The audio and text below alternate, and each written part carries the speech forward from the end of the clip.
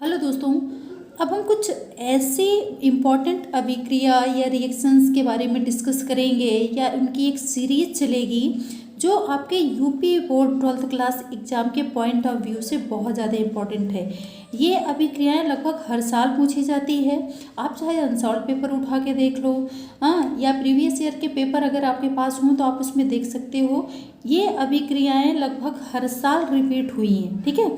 तो ये इसकी मैं एक सीरीज़ शुरू कर रही हूँ। तो इसमें से आप सबसे पहले जो एमीन चैप्टर का ये हाफमैन ब्रोमेमाइड अभिक्रिया है, इसके पहले भी मैं एक दो अभिक्रियाएं करवा चुकी हूँ, उसका वीडियो मैंने दे दिया था।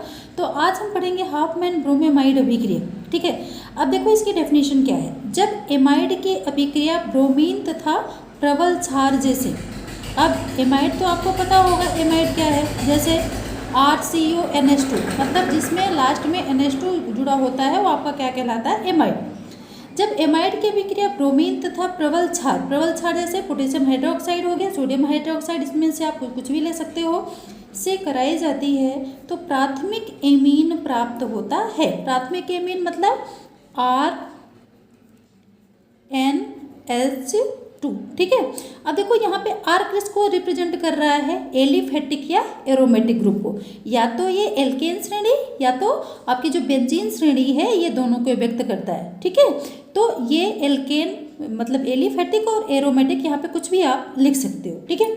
अब इसमें हम उदाहरण देखते हैं। जैसे देखो हमने यहाँ पे लिया C6H5CONH2, ठीक है, बेंजीनामाइड, प्लस किसके साथ क्रिया करवाई, इसमें क्या बोला है, ब्रोमीन के साथ, और प्लस पोटेशियम हाइड्रोक्साइड के साथ। इससे बनेगा क्या, प्राथमिक एमीन, मतलब RNH2, ठीक है। तब यहाँ पे देखिए R की जगह हमने क्या ले लिया है, बेंजिल ग्रुप। तो यहाँ पे आपका क्या आ गया, C6H5, क्योंकि हमें प्राथमिक एमीन निकालना है, NH2। तो यहाँ से हमने क्या ले लिया, बेंजीन ग्रुप ले लिया, और यहाँ से क्या ले लिया, एमाइड, ठीक है। तो ये आपका बन गया प्राथमिक एमीन। अब देखो इसमें बच क्या रहा है, अब यहाँ पे पोटेशियम है, यहाँ पे ब्रोमीन है। चूँकि ब्रोमीन कितनी दी है, 2, लेकिन पोटेशियम कितना है, 1। तो अब पोटेशियम तो कम है, ब्रोमीन 2 है, तो हम यहाँ पे एक ऐसी संख्या लगाएंगे जिससे इसकी वैलेंसी पूरी हो जाए, ठीक है। तो मान लो हमने यहाँ पे क्या लगा दिया, 2 लगा दिया, ठीक है। तो यहाँ पे देखो अगर 2 लगा देते हैं हम, तो आपका क्या बन जाएगा, 2KBr। तो यहाँ पे बन गया आपका 2KBr, ठीक है, 2KBr। अब आपके पास यहाँ पे देखो ब्रोमीन कंप्लीट हो गई, पोटेशियम कंप्लीट हो गया। अब आपके पास क्या बच रहा है, कार्बन 1 बच रही है, ऑक्सीजन कितनी है, 2 यहाँ पे, 1 यहाँ पे, 3, और हाइड्रोजन कितनी बच रही है, 2। तो यहाँ पे 2 चीज़ बन सकती है क्या, प्लस आपका क्या बन जाएगा, CO2, ठीक है। मतलब कार्बन 1, ऑक्सीजन कितनी है, 3, तो 2 ऑक्सीजन यहाँ पे यूज हो गई। अब आपके पास क्या बचा, हाइड्रोजन कितना बचा, 2, और ऑक्सीजन कितनी बची, 1। तो यहाँ पे आपका क्या बन जाएगा, H2O, ठीक है। तो है ना ये आसान, मतलब यहाँ पे ये चीज़ पोटेशियम हाइड्रोक्साइड को आप 4 लेके भी कर सकते हो। तो ये 2 तरह से भी की जा सकती है। इसका एक तरीका और बता देती हूँ। जैसे यहाँ पे आपने लिया C6H5CONH2, ठीक है, प्लस Br2, प्लस अगर हम यहाँ पे 4KOH लेंगे, 4KOH, ठीक है, तब आपका क्या बनेगा, C6H5NH2, और सेम बाकी तो यही चीज़ें बनेंगी। आपका क्या बनेगा, प्लस 2KBr।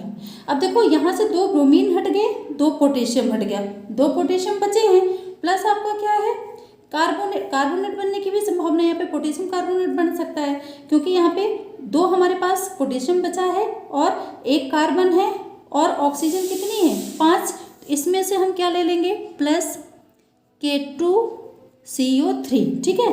तो CO3, यहाँ से आपकी ऑक्सीजन कितनी निकल गई, ऑक्सीजन कितनी थी हमारे पास, 5, तो यहाँ से कितनी निकल गई, 2। तो बचा क्या आपका, 4 हाइड्रोजन और 2 ऑक्सीजन। तो देखिए यहाँ पे आपका क्या बन जाएगा, 2H2O, ठीक है। तो ये दोनों अभिक्रियाएं एक ही तरह से हैं। इसमें सिर्फ अंतर क्या है कि इसमें आपने 2 लगा दिया तो आपका क्या बना, ये आपका बना बेंजीनामाइड और आपका बना पोटेशियम ब्रोमाइड मतलब प्राथमिक एमीन और कार्बन डाइऑक्साइड और क्या बना पानी। और यहाँ पे आपका क्या बन जाएगा, अगर हम यहाँ पे 4 लगा देते हैं तो पोटेशियम कार्बोनेट, पानी, पोटेशियम ब्रोमाइड और आपका क्या बनेगा प्राथमिक एमीन और इसी को हम क्या बोलते हैं बेंजीनामाइड। ठीक है, ये अभी क्या क्लियर हो गई। अगर वीडियो अच्छा लगा हो तो वीडियो को लाइक शेयर एंड चैनल को सब्सक्राइब करें। Thank you.